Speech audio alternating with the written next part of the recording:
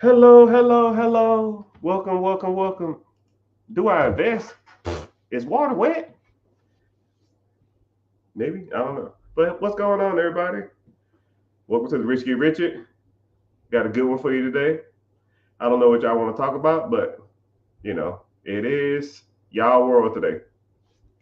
But I always try to talk about politics. I mean, not politics. I always talk about money, and we talk about different stuff. So if you have any questions, I'm gonna give you a quick synopsis, general overview, and then we'll go ahead and get started. If you like what I'm talking about, click the link in the bio, join the free class. It's Wednesday, 9 p.m. EST. Somebody asked because I'm live on multiple stream platforms. I'm live on Instagram, Facebook, YouTube, Twitch, Twitter, Instagram, and the YouTubes. Somebody asked, how did I get rich? I started in real estate, and then I got into private equity, and then I got into business acquisition, and then I got into wholesaling, which a little bit before that I got into wholesaling, and then I got to a little bit of syndication, which I didn't do that a lot, and then now I'm kind of, in theory, I'm retired, and it's kind of funny when I was younger and I was investing, I would get people that will say shit to me like, man, you're going to be old. I can't wait that long. What if I'm dead? I don't want my money in the future. I'm gonna be gone. And I was looking at them like, I want you to look at me now, right? I want you to sit back and just physically look at me. Does When you think of retirement or you think of not working for someone else, is is this what you think of? Probably not. You probably think of a 65, 70-year-old guy, you know, probably got a 10, 15 years left. And, you know, you don't want to take a vacation at 65, 70 years old. I can't get around then. I mean, that's what I got. I don't want to take a vacation at 70. I can't even enjoy it. I can't go skiing at 70. I can't hike a mountain at 60, 70. I don't want to go to Europe or Asia or Hawaii at 70. I can't even enjoy that. I want you to look at me, right? Is this what retirement, this is what you think retirement should look like? Because it is. And you can do this. Because when I was 28, I pretty much had negative bank account. I had student loan debt, I had credit card debt, and if I had to add up all the money I had minus the debt, I probably had probably somewhere in the range of negative 30 grand.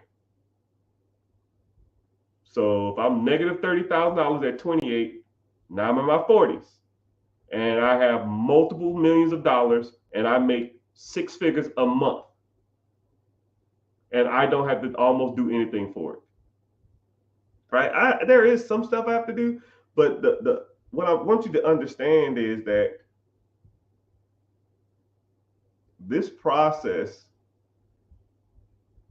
is doable. You could live this lifestyle just like I did, but you have to make some type of sacrifice. You have to understand that it's not going to come to you easy, and you have to understand that this process does not come for those who are like weary or scared. You got to damn just take a leap of faith, you know. But the answer to your question, how did I get rich? I'll kind of do it a little bit slower. I got to real estate, buying single family homes, and then once I started making a decent amount of money, I probably say like 4 grand a month. My objective was to buy a house every $10,000 I saved up. I could buy another house. So I pretty much started buying them every 2 to 3 months, because back then all I had to do was put $10,000 down on $100,000 house, and I could rent it out for $1,200. It really was like $12,000 down on a $10,000 house. and I can rent it out for $1,200. My PITA, property taxes, interest, insurance was, $800. I rented out for $1,200. I make $300-400 a month, and that was my goal. As fast as I can repeat that process, the faster I bought properties. And then I took my profit and I would invest it. I would invest it in stocks, bonds, mutual funds, ETFs, all that kind of crap. And then when that money started getting bigger, then I just buy bigger properties. And then after a while, it started slowly but surely growing. Someone said, do you own any buildings or commercial real estate? So the term building is like a weird word. You really can't say building. It's like a weird word. So all buildings or structure has a proper name, right? So I'm going to put you on a little bit of jargon before we even move forward, right? So all real estate will fall into these categories. One of these categories, you have single family home, right? That's one person in the house, one family. Then you have what's called a duplex. A duplex is two people or two families, right? Then the next one is a triplex or a quadplex. Triplex. That's 3 units under one domicile or one house. That means there's 3 different entrances, 3 different exits, 3 different families. Then you have what's called a fourplex or a quadruplex. That is 4 units, 1, 2, 3, 4. 4 units, 4 families, 1 building or 1 structure. When it comes to real estate, you have to, anything 4 units or lower is still considered a single dwelling or a single family home. They're financed as a single family home. They are insured as a single family home, and you get certain benefits from having a single family home. So in theory, you can buy 4 units as a single family home, but it's still considered a single family home, even though you have 4 families in there. Anything over 4 units, so 5 units to 1,000 units, is considered a apartment complex. So you can have 5 units, apartment, 4 units, single family home, or residential home. It's a resident. It's like a single. It's financed under different terminology. So 5 units or more, apartment. 4 units or less is considered a residential home. It's not considered but an apartment or 5 units or more is considered commercial property. So you have 2 different types of commercial property. You have commercial as in apartment complex, commercial as people live there, and then you have industrial, which means that people work out of it. So office space is commercial, but it's not an apartment complex because you don't live there. But you can have one that you ever seen an apartment building that have a unit at the bottom and then a unit up top where you live in? Yeah. So if it's just one family up top, now we're getting to like weird semantics. It depends on how much living space is up there versus how much workspace is at the bottom. I'm not going to get into that, but just note anything that's commercial property that people work out of or 5 units or more, it's financed as a commercial property. So somebody said the term that he or she used, I'm going to go back and get to it.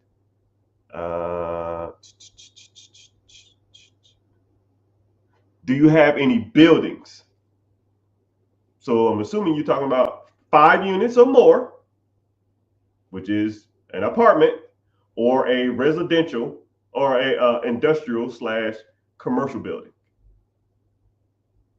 So I don't do residential real estate, but I do apartment complexes, and I do single family and duplexes and triplexes and fourplexes. because fourplexes, you get financed like a single family home. And but the caveat is, or the up and down about that is, some apartment complexes are financed and contingent upon how much rent they bring in. 4 units, 3 units, 1 unit, and 2 units are based upon what houses are selling for in that area. So comparables. So that's how they work, if you kind of wanted to know that. I hope that kind of answered your question. So whenever you're looking for 5 units or more, you're going to have to look at what rent rates are, and if you can do what's called a rent increase or a value add, or just a rent increase. If you increase the rent, you increase the value of the property. I'll give you a great example. So like, say if there's a 5-unit apartment, right? 5 units or more apartment. You have a 5-unit and it's 5 units, and let's say it's renting out for $1,000 a piece. 5 units, $1,000. That's $5,000 a month, $60,000 a year. You bought that apartment complex because it's 5 units or more. You go and then you raise the rents, and let's say you bought it for $500,000. $1,000 a piece, 5 units, $5,000 a month. It's worth, you bought it for $500,000. Since rents dictate what a property is worth, you can go and say, yo, this property is worth $500,000. Y'all rent it for $1,000 a piece. I'm raising the rents. I'm raising them to $2,000. So now, since that property value, since the rents are worth twice as much, in theory, that property is worth twice as much now. You could literally buy an apartment complex, 5 units or more, and the rents are $1,000. Raise the rents to $2,000. Now your $500,000 property is worth $1 million. Go right back to the bank and say, hey, I want to refinance out of this. This property is worth $1 million now. I got 5 leases for $2,000 a month per lease. And they'll say, okay, cool. We'll give you 80% of what that apartment's worth. You get a check for $800,000. You pay the $500,000 back. You arbitraged $300,000. You take, since that $300,000 is debt, you take the $300,000 and now you can just buy more bullshit, whatever you want to do. Since you don't have to pay taxes on that, because you don't pay taxes on debt. If you refinance out of a property, then that property is, you don't have to pay taxes on that profit. If that makes sense, kind of. But hope you find value in that. Hope you learning something about real estate. Someone says, how do I get rich? All right, I'm gonna put you on game. Someone said, how do I get rich? This the game. All right, I explained this earlier, but you finna get another earful, right? Rich is not a fictitious number. Here we go. So let's go. Let's think about this. How much money do you consider will make you think rich is? So comment. We got a lot of people on TikTok. We got a lot of people on Instagram. We got a lot of people on Facebook, Twitter, YouTube, Twitch, Instagram, Facebook, TikTok. How much money do you think you need to be rich? 500,000, 200,000, $1 million, $1 trillion? What is rich? Let's figure this out.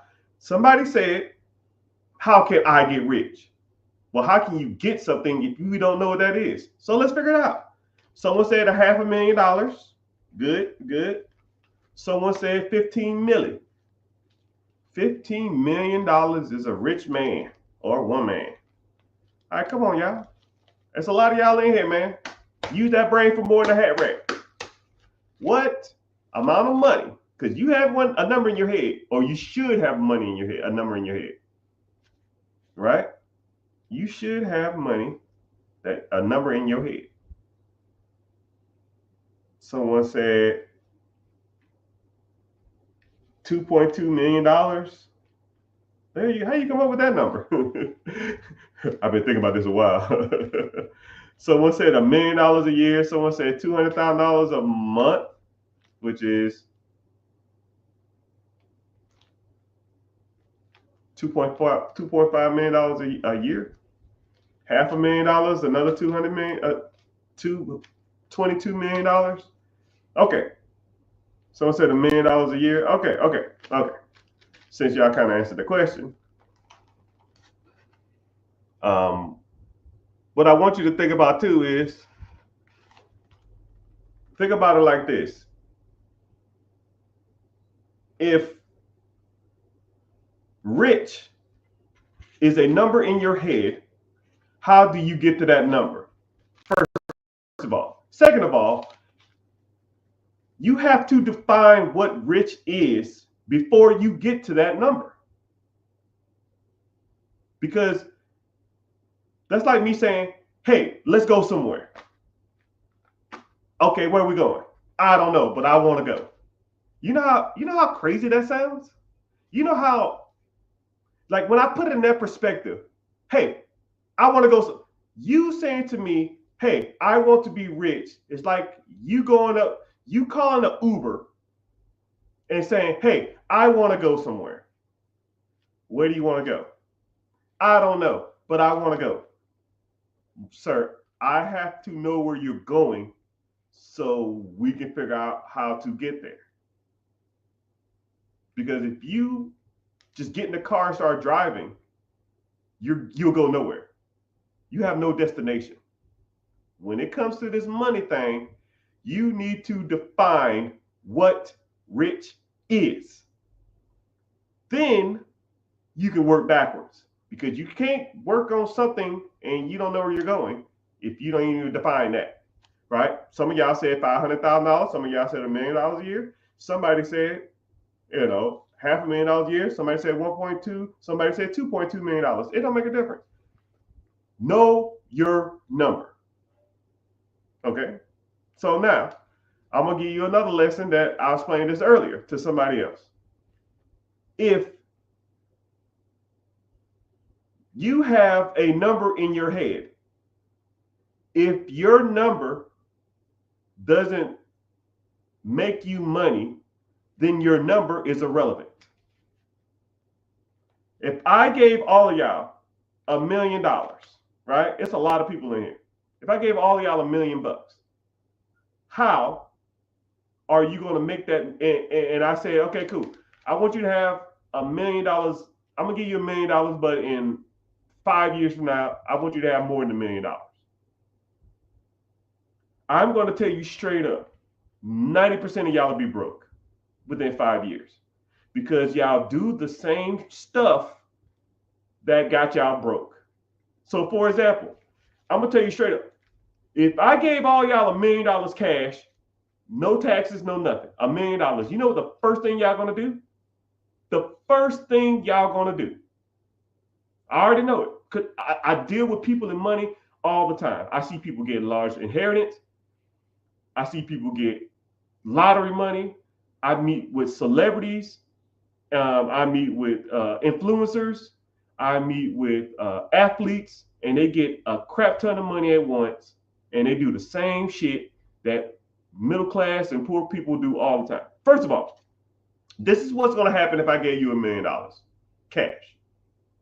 First thing you're going to do is pay off all your debt. Pay off all your debt. And let's say, for example, let's say you have $20K worth of credit cards. That'll be gone. Let's say you have no taxes. No, I want no scapegoat.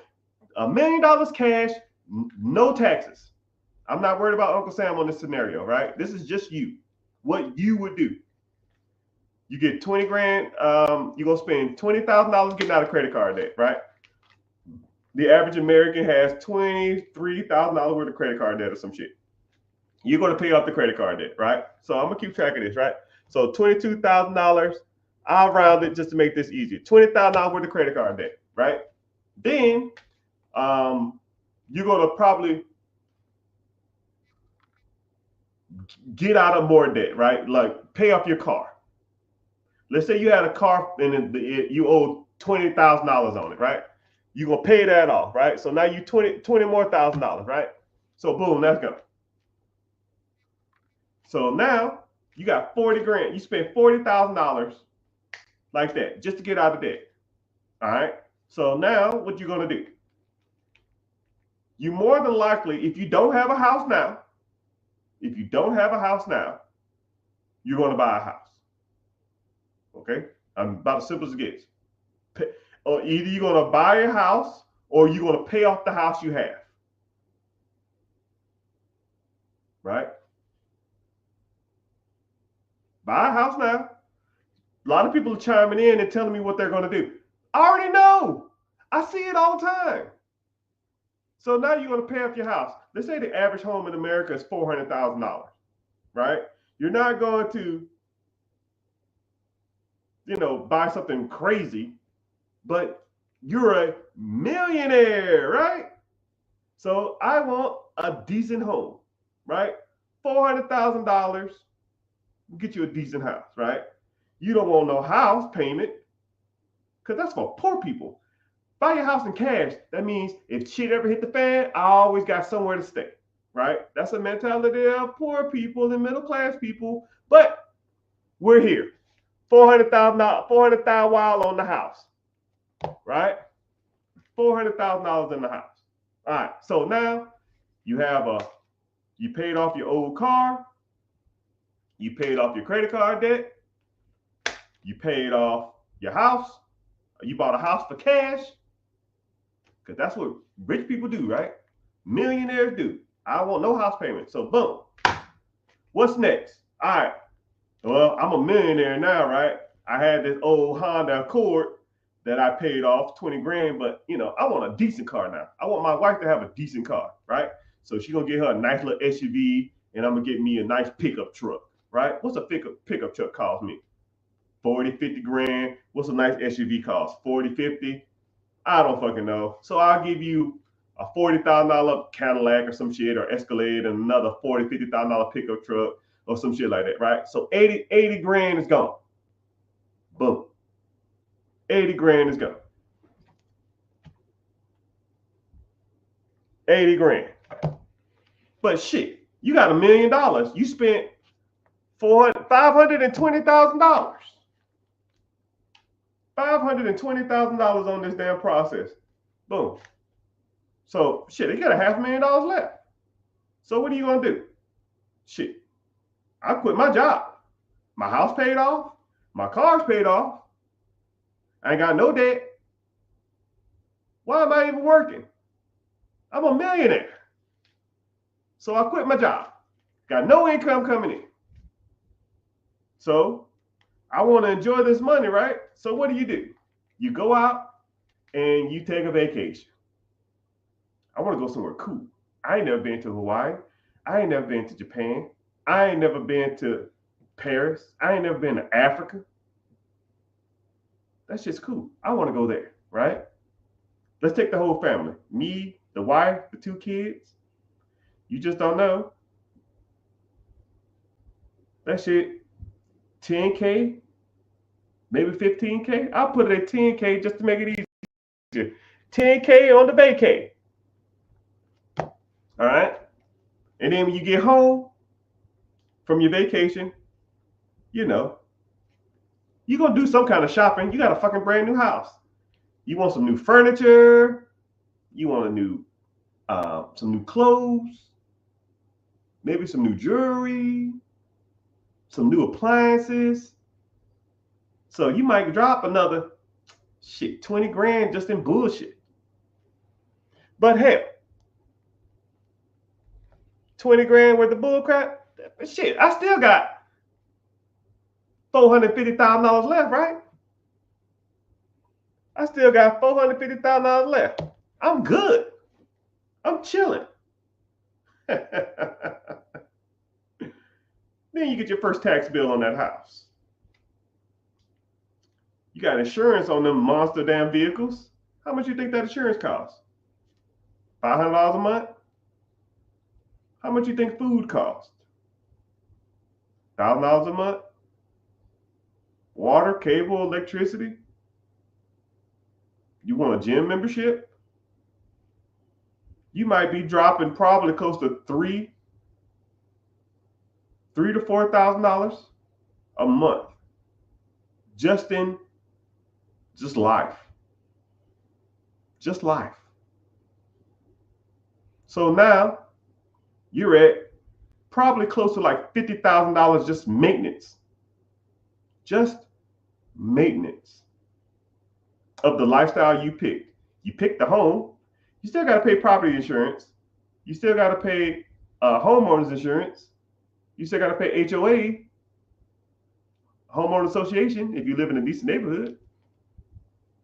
You still got to pay insurance for your cars. You still got to pay for health insurance. You ain't fucking working.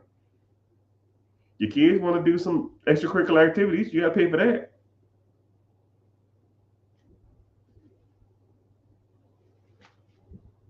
So now you're dropping $50,000 a year. You got $350,000 left, $400,000 left. Property taxes, all that shit. And you know what's going to happen? If you don't get to making some money, you got $400,000 left according to my stuff. Actually, you got less than that. You probably got 6 years at $40,000 a year maintenance. 5 years, maybe 6 on a good year, a good time, if you're getting a little cheap. And that's if you don't take any more vacations. That's if you don't go to Vegas. That's if you don't go to Bora Bora every damn year. That's if you don't take a Hawaii trip every 2 months or 3 months. Because all you're going to be doing is sitting around all day, and you're going to be bored. And you know what people do when they're sitting around bored all day with a shit ton of money? They spend more money. I don't make up the rules. I just know what they are. People sit on their ass all day, and all you're going to do is, I'm almost a victim of it. When I'm not doing shit, I spend more money on junk. So I keep myself busy. I honestly like talking on social media because it keeps me busy instead of me out going spending money on dumb shit. Because once you just have a shit ton of money, you go out here and make a crap ton of money, all you're going to do is sit on your phone, and you're like, that looks cool, Amazon. That looks fun, Amazon. That looks cool, eBay. Man, I like these new Jordans, eBay. StockX, or whatever the fuck's going on. So once you get into that consumption, I got the money, I got $500,000, $300,000, all you're going to do is start spending money all the fucking time. Man, I'm bored. I want to go on vacation. Man, I'm bored. I want to go catch a game. Man, I'm bored. I want to go to Disney World. Man, I'm bored. Let's go take a mini vacay. Yeah. Yeah. You'll be broke in 5 years. And then what's going to happen? Your house is paid for. Now you got to get a job just to maintain your lifestyle. And what did we learn here, people? What did we learn? If I gave you $1 million and in 5 years from now, you got to go back to work, is that rich?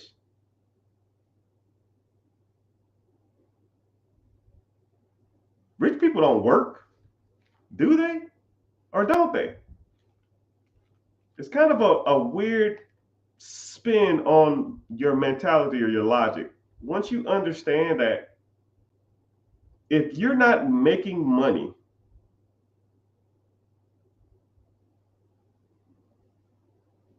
constantly every month to cover your expenses and your lifestyle, then you will always have to worry about life.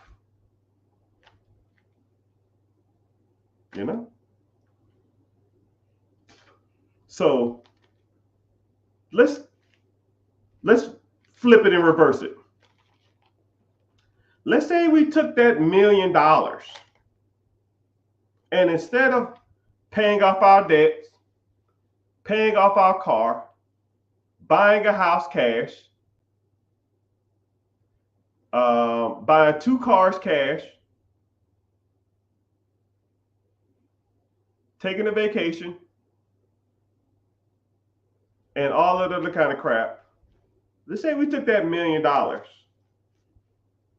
and we just bought a business cash. And let's say that business is bringing in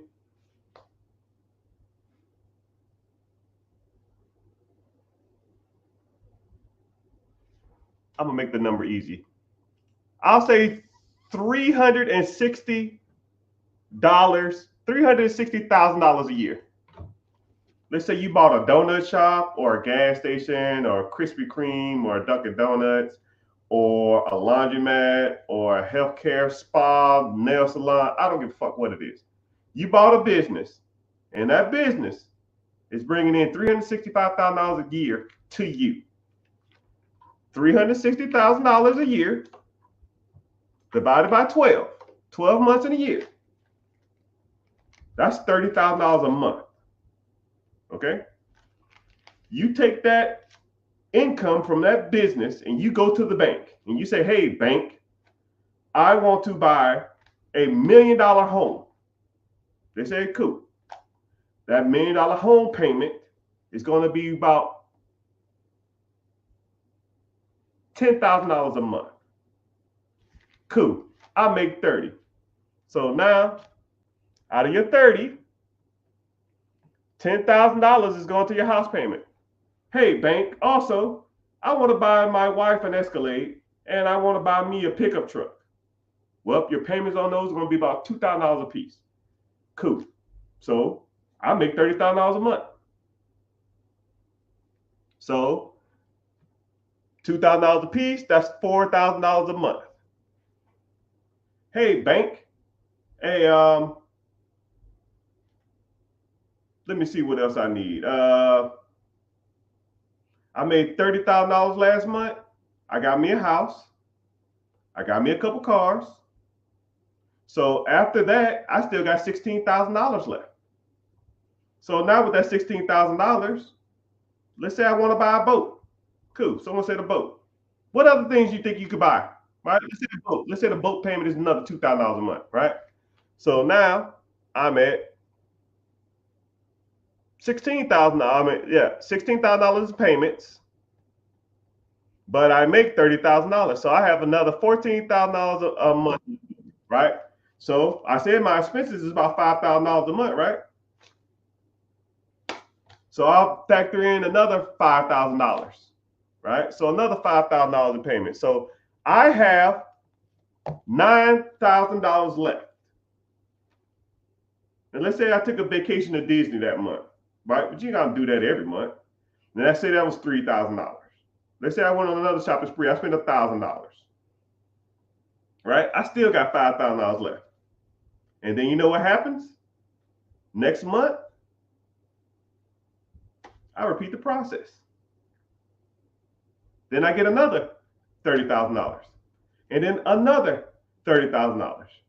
I have, instead of a $400,000 house, I have $1 million house. And instead of a Tahoe and an Escalade and a pickup truck, I can get a damn near Lambo truck or some shit. You can get a real car, right? You can get an Audi or an Aston Martin or something or whatever, because you can afford it. Your business is bringing in, $30,000 a month of income to you. You take that income, and then if you want to be cheap, you want to buy a Prius, you want to buy any of that shit, you can just be cheap and buy all that stuff, But you have the options. When you have $1 million of cash and you start blowing your money, because every month you have expenses, and all your money's gonna do is this: trickle down, expenses, cars, houses, insurance, taxes, flat tire, somebody sick, hospital bills, and it's gonna keep going down and down and down. But you buy something that produces you income every month, it's like this: ching, tick, tick, tick, tick, tick, tick, tick, tick, tick. Houses, cars, insurance, bills, paycheck, business income, houses, cars, insurance, taxes, kids, flat tire, business income. It's just gonna keep going down. And you're gonna keep going through this cycle.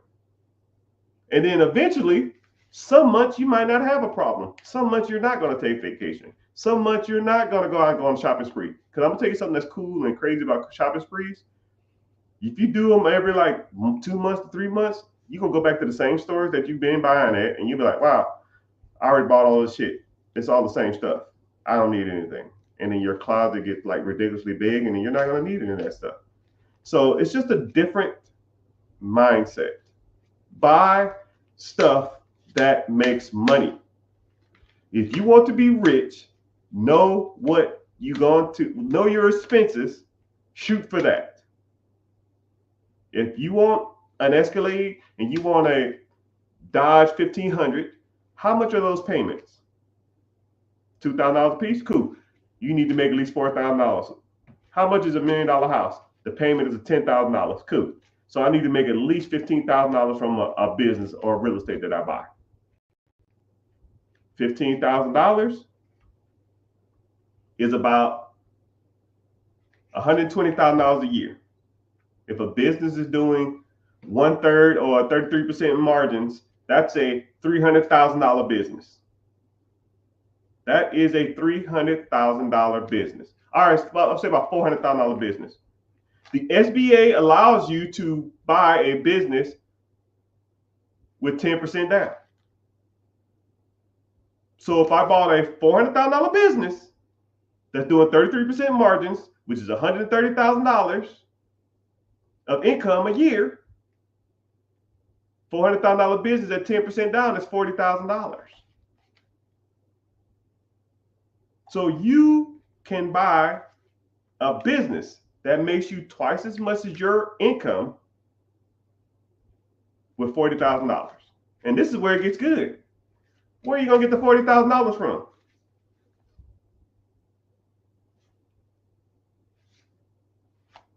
You can take out a line of credit. You can borrow from your 401k. You can do syndication through friends and family. You can get a private money lender. You can go to hard money lenders. There's multiple ways to buy and get money for businesses. Multiple ways. Multiple. You just got to want to do it.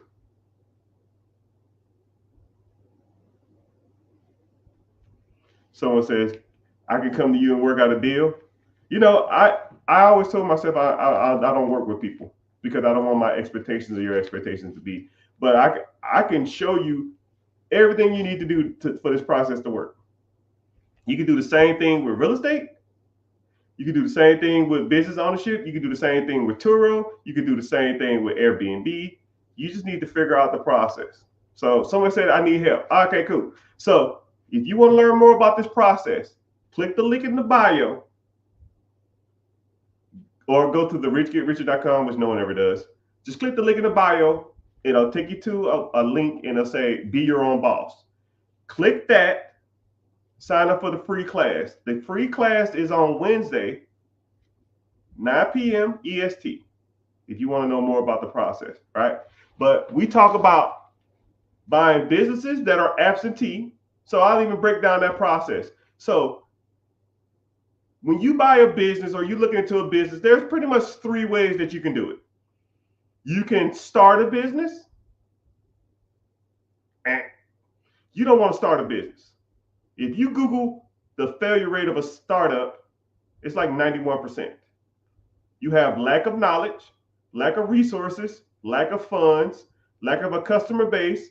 You spend a year doing a build out. So you go and find a location. You got to prepay your rent.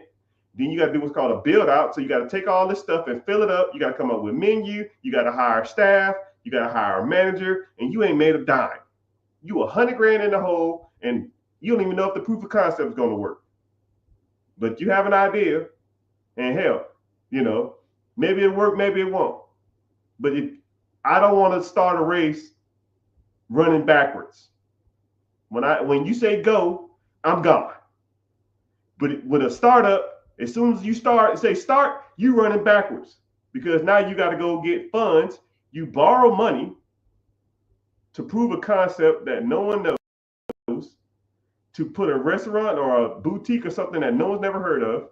And you got to work on customer service, customer loyalty. You got to work on advertisement. You got to work on getting reliable employees.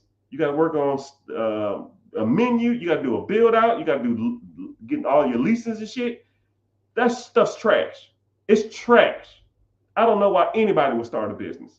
I think, you know what? I know why people want to start businesses, because people like I'm an entrepreneur. I built this from the ground up. I don't give a damn about building shit from the ground up. That doesn't concern me. You know what concerns me is if I buy something on Friday, I want a check on Monday. That's what I want. And you can do that if you buy a process that already makes money. If the business is making money, cash flowing, it's got systems in place, it's got teams, it's got management, it's got operations, it got advertisement. You don't have to do anything. People sell businesses all day long. There's about 11 million businesses for sale in the United States of America right now. 11 million. Which breaks down to, off the top of my head, well, I'll do the math real quick. If there's 11 million businesses for sale, that's 220,000 per state on average. Now, some of the bigger states might have a little more, but that just lets you know how many businesses are out there. And then this is where it gets crazy. About 11% of those businesses will close down because no one's there to buy them. The kids don't want it. The family can't work there forever. They want to retire. So if no one don't buy it, they'll just close the door. They've already made their money from it. You know? So you have to start thinking about this stuff. Next process is real estate. People always going to need a place to live. Always. And my personal opinion, it's almost like the American dream is dying, people. People can't afford a down payment. People barely can afford the damn rent. So if people aren't buying homes, they're still gonna need a place to live. It's inevitable. You're gonna have to have a place to live. Either you can shack up with somebody else, or you can rent your own place, right? But we live in this society where people think, oh man, I don't want to live with anybody else. That's beneath me, bro. It's getting rough out here. Rent's going up, cost of living's going up, and you can benefit from that. I've damn near doubled my rent on my hundreds of units. Damn near double. I have an apartment complex.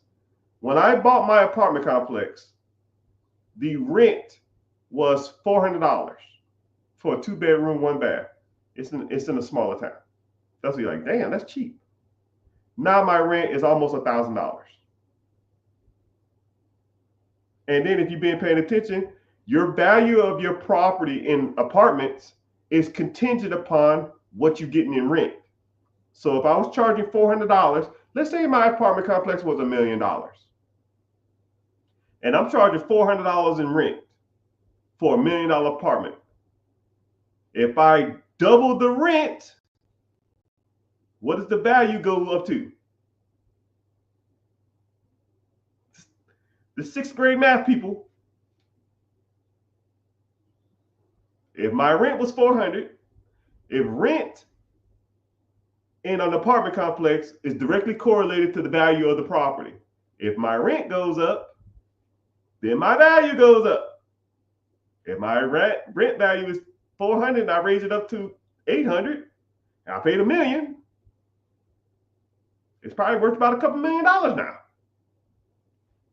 So not only am I going up with inflation, my value's going up too. So I can go get a refinance. This is where it gets good too. I can go get a refinance. Hey, I bought this property for $1 million. My rent was $400. I raised all my rents to $1,000. What is this property worth now? Well, there was 400, now there 1,000. This property worth about $2.2 million. Deal. I want to do a refinance. Well, why wouldn't you sell? If I sold it, it triggers a taxable event. If I sold my taxes, if I sold, I owe capital gains tax on the sale of that property. If I refinance is debt.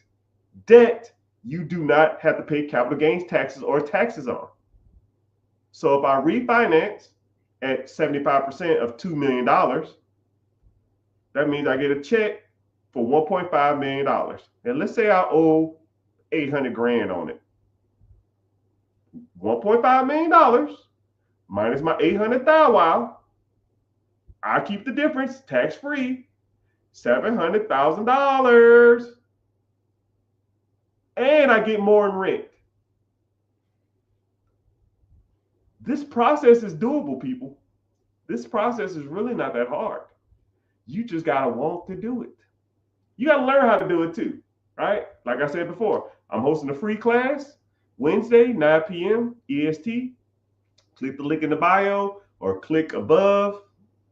Click my name. Go to whatever site you see. And then it'll say a class that say Be Your Own Boss. Sign up and I'll see you there. Like I said before, I don't sell you information. I don't do any of that other stuff. You come to the class, you learn. If it sounds like something you're interested in, we move forward. If not, I hope you learn something, because the value I'm giving you now for free is going to be the same value I'm going to give you there, right? Because it don't make me no difference, right? I already got mine. I've been doing this for 17 years now. And just like that real estate deal I just explained to you, I do stuff like that all the time.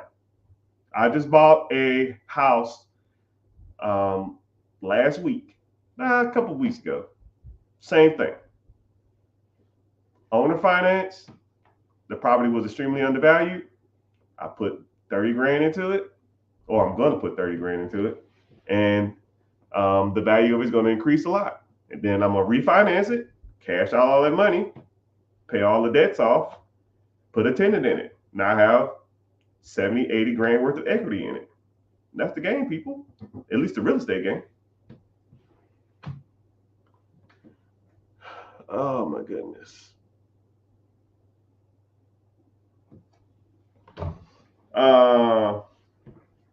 Someone said, if you join the community, it's well worth it. You get the amount of gain you get is well worth it. Thank you, sir. I'm glad that people find value in that stuff, because I'm telling you, man, I don't sugarcoat anything. I don't hold no. When it comes to that type of stuff, I don't hold back. I don't like it. It doesn't benefit me to gatekeep. Like I don't care, right? My objective is to get you to your goal, because I've done it. And when I was coming up, there really wasn't no people out there that was kind of talking about this stuff. There was, but there was either they was like limited in their resources, limited in their game, and limited in their knowledge. And you know, just like anybody, when I was coming up and I was learning like real estate and business acquisitions and wholesaling and that kind of stuff, you got to pay to play. So I would go and learn all this information from these people, but it was almost like I had a piece of the puzzle. And after I would go acquire that piece from the puzzle, I would step back and be like, okay, cool, I kind of see what's going on here. And then I would go acquire another piece of the puzzle, and then I'll put it in. I was like, oh, okay, cool. Like, this person's good at wholesaling. This person's good at Section 8. This person's good at syndication. This person's good at fix and flipping. This person's good at Burr method. This person's good at buying a business. This person's good at Turo. This person's good at vending machines. And I would go and learn all this stuff from all these different people. And then one day I just sat back and I was like, holy shit, I can see what I'm doing now, right? And it just started making sense. Like when I see people on social media and they be saying this and saying that, as soon as I get to seeing them, I'm just like, yo, bro, it's bullcrap. Okay, I'm gonna put y'all on another piece of mindset too. And if y'all want to say the people's name, I don't care, because like I said, I don't give a shit. Have you ever been watching a person on social media and their information is it's not practical. It's just words. Have you ever seen that? Am I tripping? I don't know if you've seen that before, but you ever watch like a motivational speaker or a financial guy, but they'll be talking, but they're not saying anything. They'll just be saying stuff like, "You gotta want it. You gotta dig within. You got to, you know, whenever you start not worrying about the outside world, your inside world will start to change," and just shit like that. And you're listening to them talk, and you're just like, "Cool, bro, I'm there. What I need to do?" Right? It's not practical. It's not applicable. You can't take that and use it, because you could be the most motivated person in the world. If that information doesn't serve you or do you any justice, you can't do nothing with it. So what's the point of even having it? Right? Motivation is cool. I think everybody needs motivation here and there, but there's nothing there. There's no subject, no subjectivity. It's no, this is how you do it. A, B, C, D, E, F, G. This is how you do it, right? And if anybody want to work with me, I'll tell you straight up. Hey, sit your ass down. This is how it's done. A, go here. B, do this. C, look at this. 4, if you want to go this option, go this way. If you want to go that option, go this way, right? It's none of this motivational mumbo jumbo. You got to have heart. You got to want it. You got to, no. You want to buy a business? Let's talk about businesses. You want to talk about real estate? Let's talk about real estate. You want to talk about Turo? Let's talk about Turo. These are the best sites. These are the best cars to have. These are the best way to do it. Here, I'll give you a Turo play for free right now if you want one. Boom. If you want to get on Turo and maximize your amount, new cars suck. Don't buy a fucking new car for a good payment. Buy you a used. So the stipulations on Turo is that it has to be 12 years. It can't be no older than 12 years. And it can't have over 130,000 miles. 12 years, 130,000 miles. So what do? You do what's called some market research analysis. So you go out and you search cars in your area. Go to Turo, type in your city, and then start from the cheapest cars, right? Because those cheaper cars are what's going to make your bread and butter. Like a lot of people think, oh, I need to get me an Escalade. I need to get me a Porsche. I need to get the Lamborghini. I need to get a damn Hellcat. No. You don't want to hit a home run. You want to hit a lot of singles. A lot of singles. Go get you a whole bunch of Hondas, a whole bunch of Sentras, a whole bunch of pickup trucks, a whole bunch of Jeeps, that type of shit. Everyday cars. Because when people car fuck up, they don't want a damn Hellcat. They don't want to rent a Hellcat for $150. They want them a little ass Honda for $30 a day. Because they don't know how long their car. Yeah. Sprinter vans, cargo vans, that type of shit, right? And then you find them shits as cheap as possible. Well, how do you find cheap cars? You look for cars with the highest amount of miles, right? Like, so for example, I'm in Florida. You know what a lot of cars rent in Florida? Vans. Because a lot of fucking families go to the beach. And a lot of families go to Disney. And a lot of people go to Miami and they go to the beach there. Or they go to these springs here. So vans and families, it's what you kind of want. Or SUVs. What kind of SUVs you say? Ones that have at least under 12 years old and have less than 120, 30,000 miles. Now, if you go out and get a brand new Escalade or some shit, that's going to be $60,000, right? Your payment is $1,000 and your insurance is going to be $500. You $1,500 in the hole every month. Or you go get you a 11-year-old minivan with 100,000 miles. That's just going to be $6K. $6,000. Let's say you do it with your income taxes, or you put it on a line of credit, or put it on a credit card or something. You buy $6,000 cash. Your payment on the credit card is going to be $200 plus $100 worth of insurance.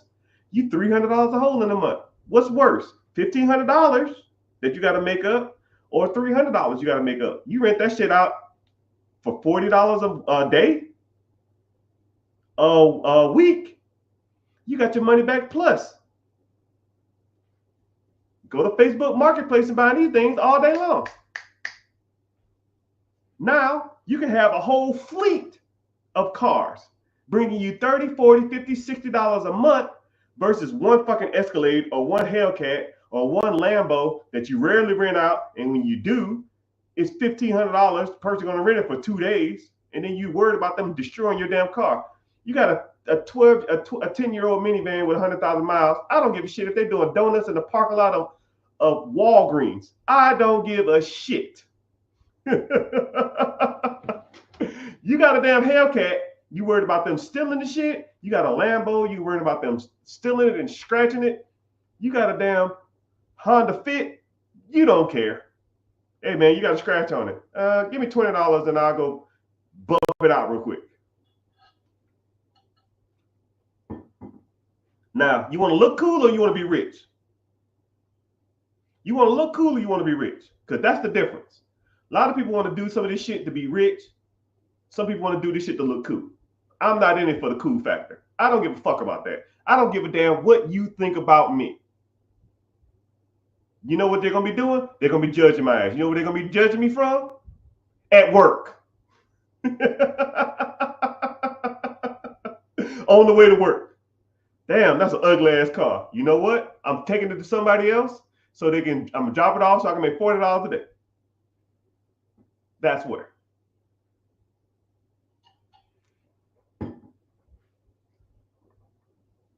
Now, if you found value in that stuff, give me a random emoji. I don't give a damn what emoji it is.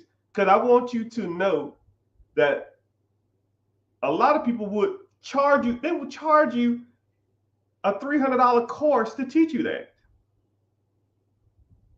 Somebody would charge you $300 to give you that information on a course. I told you that for free, just sitting here. And that's the difference between some of these guys out here. They are going to try to give you a piece of the information or they're going to try to charge you for it, right? But a lot of this stuff, I'll hook you up. I don't care, right? I've already got mine, like I said. And a lot of times I want people to go out there and apply some of this information. Because once you go out there and apply it, and I'll give you some game here and there, but when you go out and you see other people doing this, and you see other people out here making money doing this, you like, well, damn, this motherfucker, he wasn't playing. He was telling the truth. Hell, look, I'll give you another play about Turo. Free. Go to Facebook Marketplace, add yourself to every Turo group, or at least 3 of them. When you do that, when you add yourself to them Facebook Turo groups, go in there and say, in y'all opinion, what's the best type of cars to buy and how much should I be looking for to spend in those cars? Or say, what kind of cars do you have, how much you spent on it, and how much do you rent it out for? Because people love to brag about how they do some shit. I'm in California. I have a Honda Civic. I rent it out for $30 a day. I have a Hellcat. I rent out for $200 a day. I probably rent it out 10 times a day or 10 times a month. I have a Honda Civic. I have a minivan. I can't even keep that shit rented. I can't keep it in. I'm in 5 groups. See? And you learn from other people who are doing that type of stuff. But hey, I gave you that for free. That's just Turo play, which I know people that make a decent amount of money on Turo, but it's not my thing. It's not my thing. Well, I got a couple cars on Turo, but it's not like that. They barely rent. You know, they rent enough to pay for themselves, but that's about it.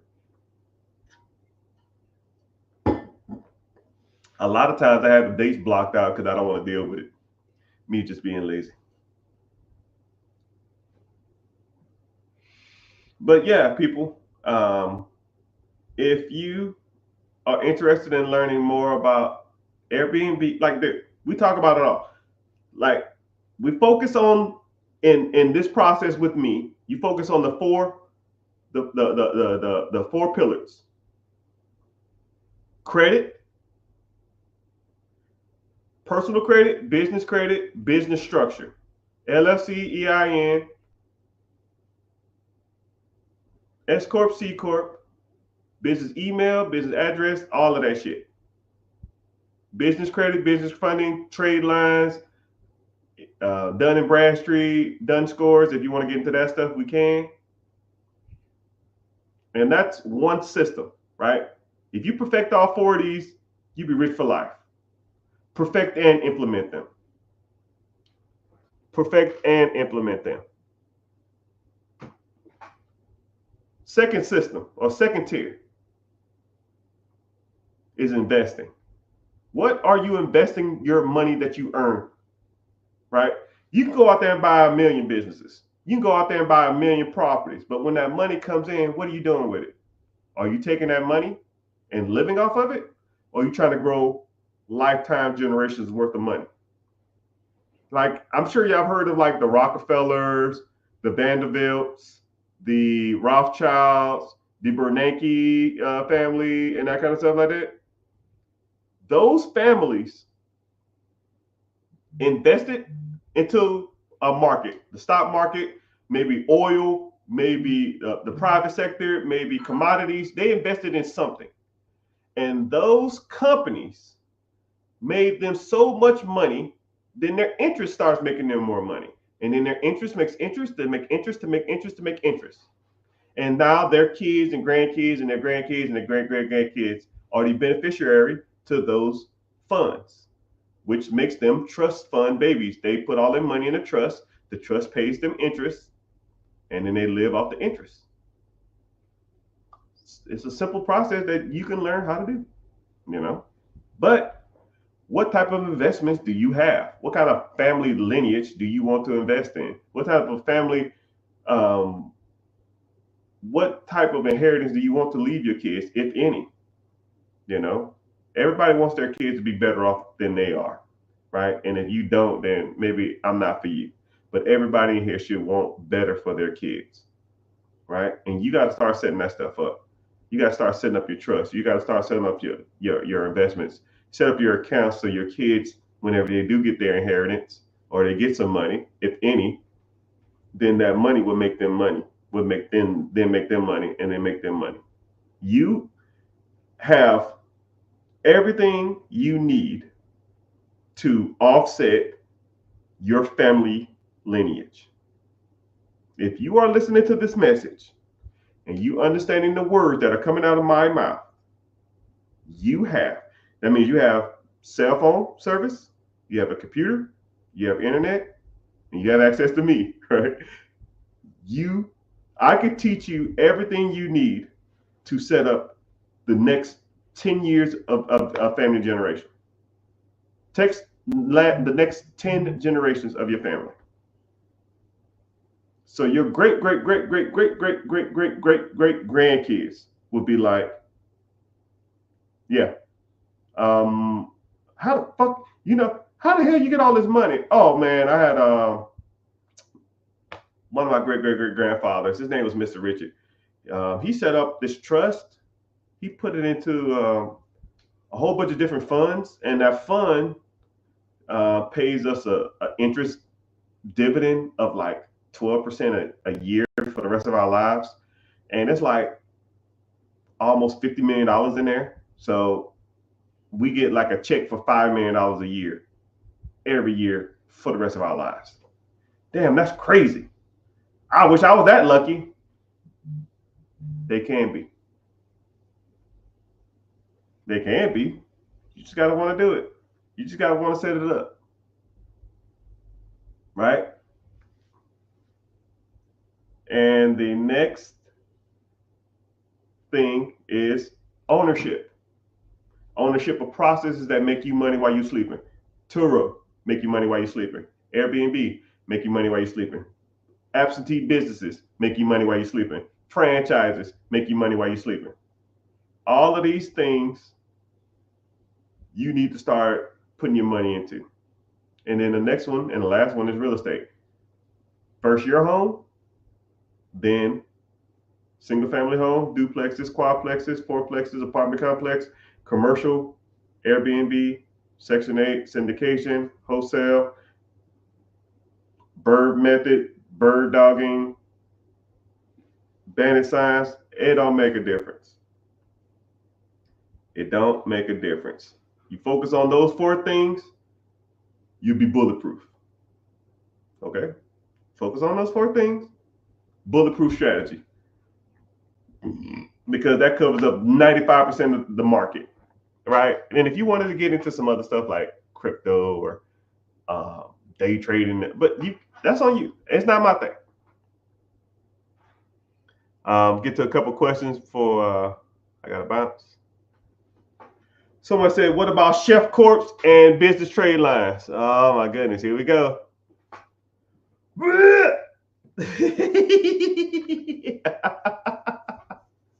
Okay, so Chef Corps and Shell Corp, a lot of people always confuse them. A Shell Corp, like turtle shell, is when you hide stuff. That's a Shell Corp, like a turtle shell. Then you have a Chef Corp, it's like you have an LLC or a S Corp or a Chef or S Corp, sole proprietorship, or a C Corp that you put on, like someone started it years ago and they don't use it. They just have it and they put it on the shelf and it sits there for years. And then one day they take it off the shelf and then they try to sell you it. Okay, here you go. Here's a Chef Corp. It has business age and it shows that this business has been around for 20 years. So when you go to the bank and you say, hey, bank, I got a 20-year-old business. I need money. Give me the funds. And they say, no problem, sir. No problem, Mr. Richard. You got a 20-year-old business? Sign you right up. Here you go. Zane, right? Wrong. That method used to work 2017, 2018, 2019, maybe 2020. But the banks got hip to that shit because you know why? Us black folks did up for everybody, right? So what happened is people just go, oh, let me go buy a Chef Corp. It's 20 years old. Then they go to the banks and say, hey, I got a 20-year-old business. Okay, cool. Here's a check. Here's a line of credit. Here's a business credit card. 20,000, 15,000, 30,000. And then you go to multiple banks. Now you can raise $50,000 to $100,000, but you don't have no fucking money. You don't have no income. So you got $100,000 and no way to pay for the $100,000. And you know what people do when they start getting $100,000 worth of shit? Back to what I was saying about trying to start a business. Okay, cool. Let me go out here and get a lease. Let me go out here and go ahead and do a build out. Let me go ahead and try to hire employees. Let me go ahead and try to hire staff. Let me go out here and try to make a menu. Let me go out here and do some advertising and marketing for a process that I don't even know exists, but I got $100,000, so I got to try to make this money work. So now you're $100,000 in the hole from a trade line and a Chef Corp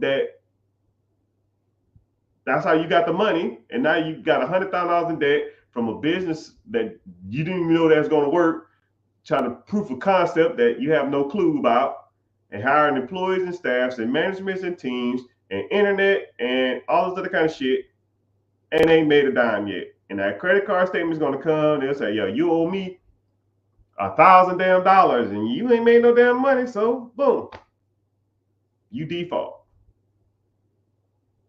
And then you can't afford everything else. You can't afford your employees, so they quit. But you try to go in there and run it yourself because you know you can save yourself money. Now you in that shit 60, 70 hours a week. But you can't even afford advertising to get people to come to your new business that you started. And the shit collapsed. You owe the lease guy 10 years. You owe the bank $100,000. And now you worse off by starting this fucking Chef Corp. Congratulations. You played yourself. But, and that's if that technique even works. But you don't anymore, because banks want you to personally guarantee debt now. Meaning they are going to pool your personal credit for that debt now. So now there's two people that walk into a bank. There's a guy with a Chef Corp. Chef Corp. That's 20 years old that don't make any money with shitty credit. Then there's a guy who has a LLC, S Corp, C Corp that has great credit. He make 800 credit score, and his LLC, S Corp, C Corp, or sole proprietorship is a month old. Now, who do you think they're going to give that money to? A business that's been around for 20 years that don't make any money with a person that owns it has shitty credit? Or a business that's a month old that doesn't have any money coming in, but the person has great credit?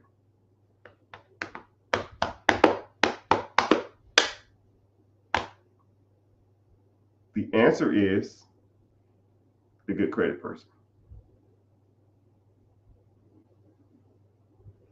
So I'm not going to get too much into the trade lines thing.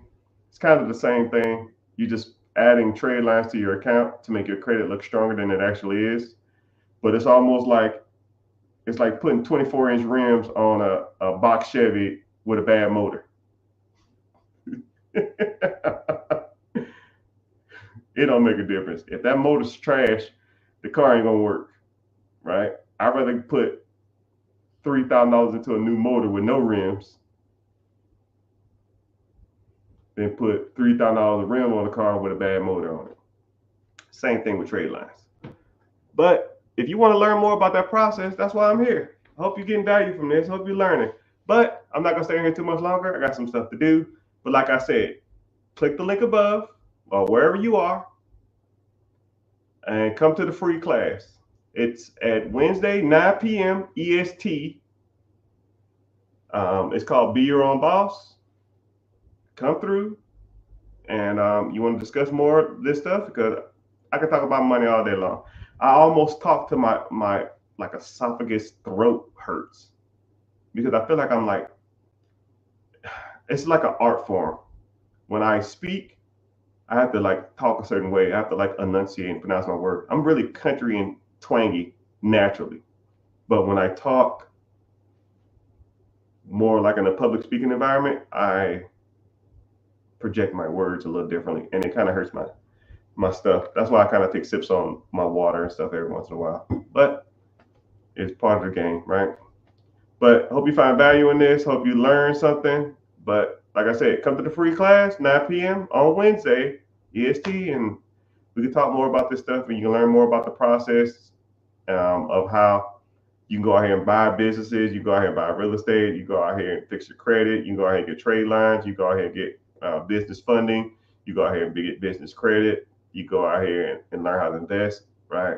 Because nobody out here to me is teaching like almost everything, right?